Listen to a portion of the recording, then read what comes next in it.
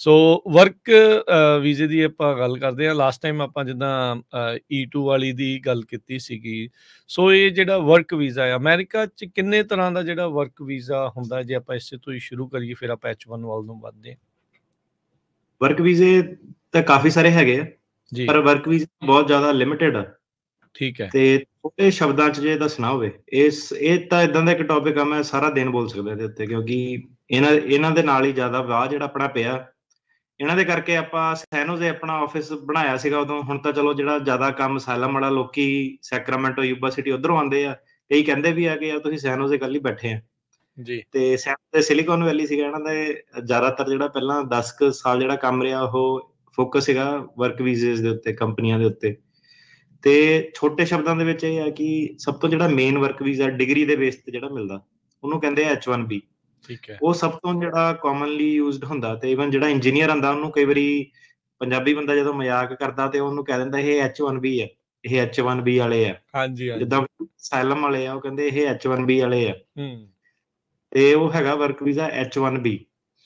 ਠੀਕ ਹੈ। ਤੇ ਜਿਹੜੇ H ਵੀਜ਼ਾ ਹੈਗਾ, ਹੁਣ ਇਹਨਾਂ ਵੀਜ਼ੇ ਦੀਆਂ ਕੈਟੇਗਰੀਆਂ ਹੁੰਦੀਆਂ, ਜਿੱਦਾਂ H ਵੀਜ਼ਾ ਕਲਾਸੀਫਿਕੇਸ਼ਨ। H ਵੀਜ਼ੇ ਦੇ ਥੱਲੇ ਜਿਹੜਾ ਮੇਨ ਬੰਦਾ ਹੋ ਗਿਆ ਉਹ H1B। ਜਿਹੜਾ ਉਹਦਾ ਸਪਾਊਸ ਆ, ਬੱਚੇ ਆ, ਉਹ H4। ਤੇ ਇਹਦੇ ਨਾਲ ਨਾਲ H1B ਦਾ ਮੇਨ ਇਹ ਰੌਲਾ ਰਹਿੰਦਾ ਕਿ ਇਹਦੇ ਲਈ ਤੁਹਾਨੂੰ ਮਿਨੀਮਮ ਇੱਕ ਬੈਚਲਰ ਡਿਗਰੀ ਚਾਹੀਦੀ ਹੈ, 4 ਸਾਲ ਦੇ ਇਕੁਇਵਲੈਂਟ। ਜੇ ਤੁਹਾਡੇ ਕੋਲ 4 ਸਾਲ ਦੀ ਬੈਚਲਰ ਡਿਗਰੀ ਨਹੀਂ ਹੈਗੀ, ਤੁਹਾਨੂੰ ਐਕਸਪੀਰੀਅੰਸ ਨਾਲ ਆਪਣਾ ਜਿਹੜਾ ਡਿਗਰੀ ਦੇ 4 ਸਾਲ ਪੂਰੇ ਕਰਨੇ ਪੈਂਦੇ ਆ। 3 ਸਾਲਾਂ ਦਾ ਐਕਸਪੀਰੀਅੰਸ ਨੂੰ ਉਹ 1 ਸਾਲ ਦਾ ਕਹਿੰਦੇ ਆ। ਤੇ ਸਾਰਾ ਤੁਹਾਡੀ ਫੀਲਡ ਦੇ ਵਿੱਚ ਹੋਣਾ ਚਾਹੀਦਾ। ਤੇ ਸਿਰਫ ਇਹਨੂੰ ਇੱਕ US ਇੰਪਲੋਇਰ ਸਪਾਂਸਰ ਕਰ ਸਕਦਾ, ਇਹ ਖੁੱਲਾ ਵਰਕ ਪਰਮਿਟ ਨਹੀਂ ਹੈਗਾ। ਸੋ ਫਾਈਟ ਇੱਥੇ ਡਿਗਰੀਆਂ ਦੀ ਨਹੀਂ ਹੈਗੀ ਅਮਰੀਕਾ ਦੇ ਵਿੱਚ। ਡਿਗਰੀ ਇੱਥੇ ਮਾਸਟਰਸ ਡਿਗਰੀ ਵਾਲੇ, PhD ਵਾਲੇ, ਕਈ ਲੋਕੀ ਜਿਹੜੇ ਹਜ਼ਾਰਾਂ ਦੀ ਤਾਦਾਦ ਚ ਆਉਂਦੇ ਆ। ਇੱਥੇ ਫਾਈਟ ਇਹ ਹੈਗੀ ਕਿ ਜੌਬ ਕੌਣ ਦਊਗਾ। ਸੋ ਉਹਦੀ ਜਿਹੜੀ ਮੇਨ ਫਾਈਟ ਅਮਰੀਕਾ ਦੇ ਵਿੱਚ H1B ਵੀਜ਼ੇ ਦੀ ਹੈਗੀ ਆ। H1B ਵੀਜ਼ੇ ਤੋਂ ਇਲਾਵਾ ਤੁਹਾਡੇ ਕੋਲ ਆਪਸ਼ਨ ਆ ਜਾਂਦੀ ਹੈ J ਵੀਜ਼ਾ ਹੁੰਦਾ ਇੱਕ, ਜਿਹੜਾ ਕਲਚਰਲ ਐਕਸਚੇਂਜ ਜਿਹਨੂੰ ਕਹਿ ਦਿੰਦੇ ਆ। ਠੀਕ ਹੈ। ਜਿਹੜੇ ਤਾਂ ਯੂਰਪ ਵਗੈਰਾ ਵਾਲੇ ਹੈਗੇ ਆ, ਉਹ ਤਾਂ ਕਲਚਰਲ ਐਕਸਚੇਂਜ ਚ ਪੜ੍ਹਨ ਆ ਜਾਂਦੇ, ਕੰਮ ਕਰਨ ਆ ਜਾਂਦੇ ਇੱਥੇ ਵਾਈਨਯਾਰਡ ਦੇ ਵਿੱਚ, ਆਰਟ ਗੈਲਰੀਆਂ ਦੇ ਵਿੱਚ। ਈਵਨ ਘਰਾਂ ਦੇ ਵਿੱਚ ਵੀ ਜਿਹੜਾ ਔਪੇਅਰ ਵਗੈਰਾ ਹੁੰਦੇ ਆ, ਜਿਹਨਾਂ ਦੇ ਵੱਡੇ ਘਰ ਕੋਈ ਮੈਂਸ਼ਨ ਆ, ਜਵਾਕਾਂ ਦੀ ਟੇਕ ਕੇਅਰ ਕਰਨ ਲਈ ਵੀ ਔਪੇਅਰ ਵਗੈਰਾ ਆ ਜਾਂਦੇ ਆ। ਡਾਕਟਰ ਵਗੈਰਾ ਇਹ ਵੀਜ਼ੇ ਨੂੰ ਵਰਤਦੇ ਆ, J1 ਵੀਜ਼ੇ ਨੂੰ। ਤੇ ਸੇਮ ਜਿੱਦਾਂ H1 ਦਾ H4, ਏਦਾਂ ਹੀ ਜਿਹੜਾ J ਵੀਜ਼ਾ ਉਹਦਾ ਵੀ J1 ਮੇਨ ਬੰਦੇ ਦਾ, J2 ਜਿਹੜਾ ਹੈਗਾ ਸਪਾਊਸ ਦਾ। ਹੋਰ ਜੇ ਵੀਜ਼ਿਆਂ ਦੀ ਗੱਲ ਕਰੀਏ, P ਵੀਜ਼ਾ ਮਤਲਬ ਕਿ ਪਰਫਾਰਮਰ ਵੀਜ਼ਾ। ਉਹਦੇ ਵਿੱਚ ਜਿਹੜੇ ਆਪਣੇ ਸਿੰਗਰ ਹੋ ਗਏ, ਐਥਲੈਟਿਕਸ ਵਾਲੇ ਹੋ ਗਏ, ਜਿਹਨਾਂ ਨੇ ਕੋਈ ਪੇਸ਼ਕਸ਼ ਕਰਨੀ ਹੈ ਇੱਥੇ ਅਮਰੀਕਾ ਦੇ ਵਿੱਚ, ਕੋਈ ਸ਼ਾਰਟ ਟਰਮ ਆਰਟ ਗੈਲਰੀਆਂ ਦੇ ਵਿੱਚ, ਜਾਂ ਕੋਈ ਹੋਰ ਪ੍ਰੋਜੈਕਟ ਕਰਨੇ ਆ। ਈਵਨ ਇਹਦੇ ਉੱਤੇ ਆਪਾਂ ਯੋਗਾ ਵਾਲੇ ਸੱਦੇ ਹੋਏ ਆ, ਪਰਫਾਰਮਰ ਜਿਹੜੇ ਕਈ ਤਰ੍ਹਾਂ ਦੇ ਉਹ ਸੱਦੇ ਹੋਏ ਆ, ਡਾਂਸਰਸ ਵਗੈਰਾ ਜਿਹੜੇ ਸੱਦੇ ਹੋਏ ਆ। ਫਿਰ ਆ ਜਾਂਦਾ ਜੀ ਆਪਣਾ O ਵੀਜ਼ਾ। O ਵੀਜ਼ਾ ਹੁੰਦਾ ਜਿਹੜਾ ਬੰਦਾ ਹੋਵੇ ਐਕਸਟਰਾਆਰਡੀਨਰੀ ਅਬਿਲਿਟੀ। ਹੁਣ ਇਹਨਾਂ ਦੇ ਵਿੱਚ ਫਰਕ ਕੀ ਹੈ? ਜਿਹੜਾ H1B ਵੀਜ਼ਾ ਉਹ ਡਿਗਰੀ ਦੇ ਬੇਸ ਤੇ ਉਹਦੀ ਇੱਕ ਲੋਟਰੀ ਹੈ, ਤਾਂ ਕਰਕੇ ਉਹਦੀ ਜਿਹੜੀ ਫਾਈਟ ਜ਼ਿਆਦਾ, ਰਿਕੁਆਇਰਮੈਂਟ ਉਹਦੀ ਸੌਖੀ ਜੀ ਹੈ, ਪਰ ਉਹਦੀ ਲੋਟਰੀ ਹੁੰਦੀ ਹੈ।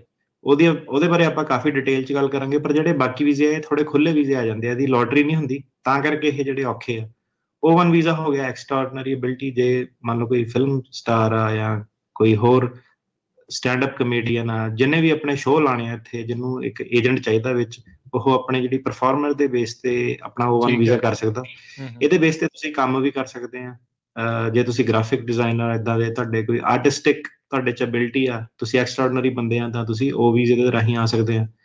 ਤੇ ਕੰਪਨੀਆਂ ਦੇ ਲਈ, ਜੇ ਤੁਸੀਂ ਇੱਕ ਕੰਪਨੀ ਦੇ ਵਿੱਚ ਆਪਣੇ ਦੇਸ਼ ਚ ਕੰਮ ਕਰਦੇ ਆ, ਇੱਥੇ ਉਹਨਾਂ ਦੀ ਬ੍ਰਾਂਚ ਆ, ਉਹਦੇ ਵਿੱਚ ਜਿਹੜਾ ਵੀਜ਼ੇ ਟ੍ਰਾਂਸਫਰ ਕਰਨ ਦੀ ਆਪਸ਼ਨ ਹੁੰਦੀ ਹੈ, L1 ਵੀਜ਼ਾ ਕਹਿੰਦੇ ਉਹਨੂੰ। L1 ਵੀਜ਼ੇ ਅੱਗੇ ਕਈ ਸਾਰੀਆਂ ਕੈਟੇਗਰੀਆਂ ਆ ਜਾਂਦੀਆਂ। ਸੋ ਇਹਨੂੰ ਹੁਣ ਜੇ ਆਪਾਂ ਗੱਲ ਕਰੀ ਜਾਈਏ ਤਾਂ ਇਹਦਾ ਕੋਈ ਅੰਤ ਨਹੀਂ ਹੈਗਾ। ਮਤਲਬ ਕਹਿਣ ਦਾ ਏਦਾਂ ਕਿ ਇੰਜੀਨੀਅਰ ਸਾਹਿਬ ਲਈ ਅਲੱਗ ਵੀਜ਼ਾ, ਆਰਟਿਸਟ ਸਾਹਿਬ ਲਈ ਅਲੱਗ ਵੀਜ਼ਾ ਹੈਗਾ, ਹਨਾ, ਤੇ ਪਰਫਾਰਮਰਾਂ ਲਈ ਅਲੱਗ ਵੀਜ਼ਾ, ਐਥਲੀਟਸ ਲਈ ਅਲੱਗ ਵੀਜ਼ਾ, ਏਦਾਂ ਇਹਨਾਂ ਨੇ ਕੈਟੇਗਰੀਆਂ ਬਣਾਈਆਂ ਹੋਈਆਂ। ਤੇ ਉਹ ਜਿਹੜੇ ਵੀਜ਼ੇ ਟੈਂਪਰੇਰੀ ਹੁੰਦੇ ਆ, ਤੇ ਕਈ ਵੀਜ਼ਿਆਂ ਚੋਂ ਅੱਗੇ ਗ੍ਰੀਨ ਕਾਰਡ ਦਾ ਰਾਹ ਜਿਹੜਾ ਨਿਕਲ ਜਾਂਦਾ, ਤੇ ਕਈ ਵੀਜ਼ਿਆਂ ਚੋਂ ਗ੍ਰੀਨ ਕਾਰਡ ਦਾ ਜਿਹੜਾ ਰਾਹ ਨਹੀਂ ਨਿਕਲਦਾ। ਇਹਦੇ ਵਿੱਚ ਇੱਕ ਕੰਮ ਕਰਨਾ, ਇੱਕ ਜਿਹੜੀ ਤੁਹਾਨੂੰ ਸਿੱਧੀ ਜਿਹੜੀ ਗੱਲ, ਜੇ ਲੌਂਗ ਸਟੋਰੀ ਸ਼ਾਰਟ ਕਰਨੀ ਆ, ਇਹਦੇ ਵਿੱਚ ਤੁਹਾਨੂੰ ਕੋਈ ਵੀ ਜਿਹੜਾ ਬੰਦਾ ਨਾ ਇੰਡੀਆ ਬੈਠਾ, ਜਾਂ ਉਹ ਜਿਹੜੇ ਏਜੰਟ ਹੁੰਦੇ ਆ, ਕੋਈ ਹੱਥ ਪੱਲਾ ਨਹੀਂ ਫੜਾ ਸਕਦਾ। ਬੜਾ ਕਲੀਨ ਤੇ ਸਟ੍ਰੀਮਲਾਈਨਡ ਕੰਮ ਆ।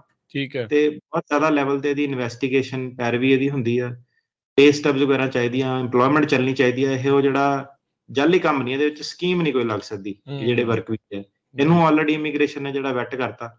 ਸੋ ਆਪਣਾ ਕੀ ਆ ਕਿ ਪ੍ਰੋਗਰਾਮ ਸੁਣ ਕੇ ਨਾ ਵਿੱਚੋਂ ਦੀ ਕਈ ਲੋਕੀ ਜਿਹੜੇ ਹੈਗੇ ਉਹਨਾਂ ਨੇ ਆਪਣੇ ਚੈਨਲ ਬਣਾਏ ਹੋਏ ਆ YouTube ਵਗੈਰਾ ਤੇ, ਕਈ ਵਾਰੀ ਹਾਸਾ ਵੀ ਆਉਂਦਾ ਸੁਣ ਕੇ ਕਿ ਮਾੜੀ ਜਿਹੀ ਖਬਰ ਸੁਣ ਲਈ ਉਹਦਾ ਕੁਝ ਹੋਰ ਹੀ ਬਣਾ ਦਿੰਦੇ ਅੱਗੋਂ ਦੀ ਨਾ, ਥੋੜਾ ਮਸਾਲਾ ਮਸੂਲਾ ਲਾ ਕੇ। ਤੇ ਬਾਤ ਦਾ ਇਹ ਪਤੰਗੜ ਕੋਈ ਬਣ ਨਵੇਂ ਜਾਂਦਾ। ਨਵੇਂ ਇਹ ਕੋਈ ਨਵੇਂ ਨਵੇਂ ਵੀਜ਼ੇ ਨਹੀਂ ਆਏ। ਸੋ ਜਦੋਂ ਵੀਡੀਓ ਬਣਦੀ ਨਾਲ ਹੀ ਅਗਲੇ ਦਿਨ ਕਿ ਜੀ ਨਵੇਂ ਵੀਜ਼ੇ ਆ ਗਏ ਅਮਰੀਕਾ 'ਚ, ਏਦਾਂ ਹੋ ਗਿਆ ਓਦਾਂ ਹੋ ਗਿਆ। ਤੇ ਨਵੇਂ ਵੀਜ਼ੇ ਕੋਈ ਨਹੀਂ ਆਏ, ਕਈ ਸਾਲਾਂ ਤੋਂ ਜਿਹੜੇ ਚੱਲ ਕਈ ਰਹੇ ਆ। ਦਹਾਕਿਆਂ ਤੋਂ ਚੱਲ ਰਿਹਾ। ਜੀਨੀਅਸ ਵੀਜ਼ਾ ਵੀ ਇਸ ਨੂੰ ਆਖ ਦਿੱਤਾ ਜਾਂਦਾ ਹੈ। ਬੜੇ ਜਿਹੜੇ ਇਸ ਦੇ ਉੱਤੇ ਜਿਹੜੀਆਂ ਛੇੜਾਂ ਵੀ ਜਿਹੜੀਆਂ ਚੱਲਦੀਆਂ ਨੇ, ਬਹੁਤ ਕੁਝ ਜਿਹੜਾ ਚੱਲ ਰਿਹਾ।